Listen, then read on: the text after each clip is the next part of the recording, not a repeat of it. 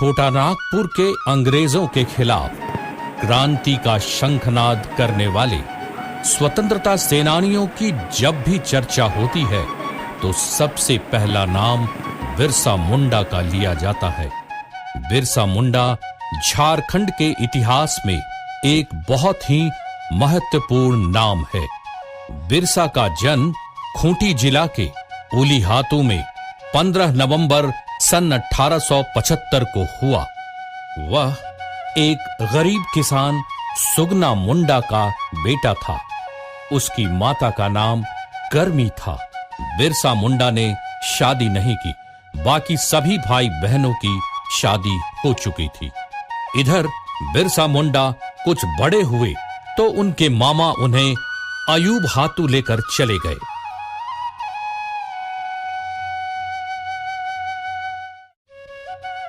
नाना के घर में उसकी मौसी जौनी उसे बहुत प्यार करती थी। यहां तक कि जब उसकी शादी हुई तो बिरसा को अपने ससुराल खंटगा गांव लेकर आ गई। इन्हीं दिनों बिरसा एक ईसाई धर्म प्रचारक के संसर्ग में आ गए। अयूब हातू में मामा ने सलगा के स्कूल में दाखिला दिला दिया। वहां के एक शिक्षक बच्चों में काफी रुचि लेते थे और पढ़ाई के साथ साथ धार्मिक और शारीरिक शिक्षा भी देते थे।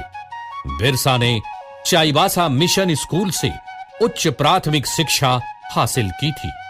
एक बार फादर नोतरोत ने ईश्वर के राज्य सिद्धांत पर जोर देते हुए कहा, जो भी ईसाई बने रहेंगे उनकी जमीन वापस कर दी जाएगी। इस बात से बिरसा के साथ साथ और भी लोगों को काफी धक्का लगा। 1886-87 में मिशनरियों से सरदारों का संबंध टूट गया। मिशनरियों ने सरदारों को धोखेबाज कहना शुरू कर दिया। बिरसा ने इस बात को लेकर विद्रोह कर दिया, जिसका परिणाम यह हुआ कि बिरसा को स्कूल से निकाल दिया गया।